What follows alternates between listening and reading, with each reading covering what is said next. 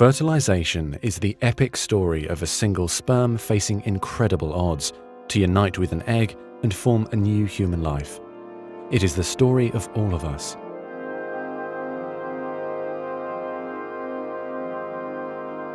During sexual intercourse, about 300 million sperm enter the vagina. Soon afterward, millions of them will either flow out of the vagina or die in its acidic environment. However, many survive because of the protective elements provided in the fluid surrounding them. Next, the sperm must pass through the cervix, an opening into the uterus. Usually, it remains tightly closed, but here the cervix is open for a few days while the woman ovulates. The sperm swim through the cervical mucus, which is thinned to a more watery consistency for easier passage. Once inside the cervix, the sperm continues swimming toward the uterus, though millions will die trying to make it through the mucus. Some sperm remain behind, caught in the folds of the cervix, but they may later continue the journey as a backup to the first group. Inside the uterus, muscular uterine contractions assist the sperm on their journey toward the egg. However, resident cells from the woman's immune system, mistaking the sperm for foreign invaders, destroy thousands more.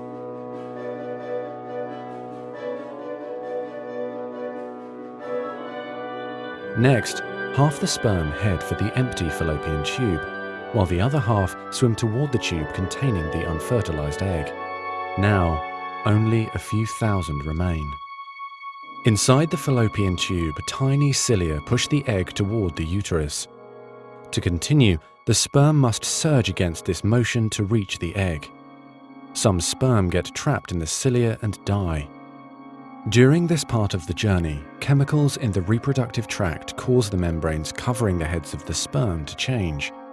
As a result, the sperm become hyperactive, swimming harder and faster toward their destination. At long last, the sperm reach the egg. Only a few dozen of the original 300 million sperm remain. The egg is covered with a layer of cells called the corona radiata. The sperm must push through this layer to reach the outer layer of the egg, the zona pellucida.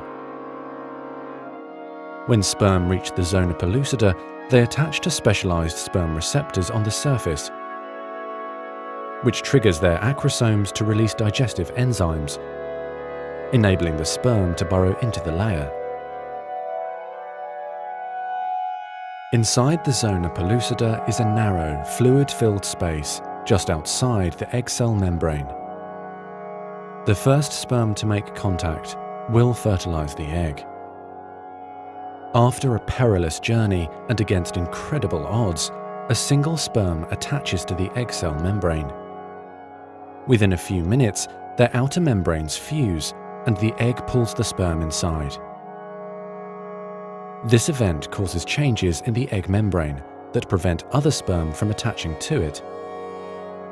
Next, the egg releases chemicals that push other sperm away from the egg and create an impenetrable fertilization membrane. As the reaction spreads outward, the zona pellucida hardens, trapping any sperm unlucky enough to be caught inside. Outside the egg, sperm are no longer able to attach to the zona pellucida. Meanwhile, inside the egg, the tightly packed male genetic material spreads out. A new membrane forms around the genetic material, creating the male pronucleus. Inside, the genetic material reforms into 23 chromosomes.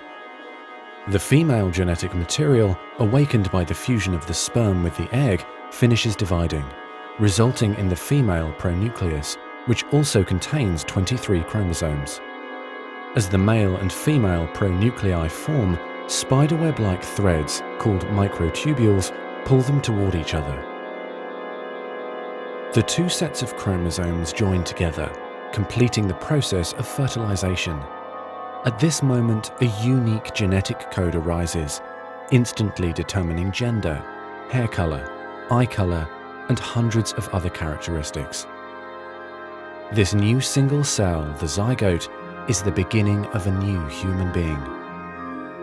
And now the cilia in the fallopian tube gently sweep the zygote toward the uterus, where he or she will implant in the rich uterine lining, growing and maturing for the next 9 months until ready for birth.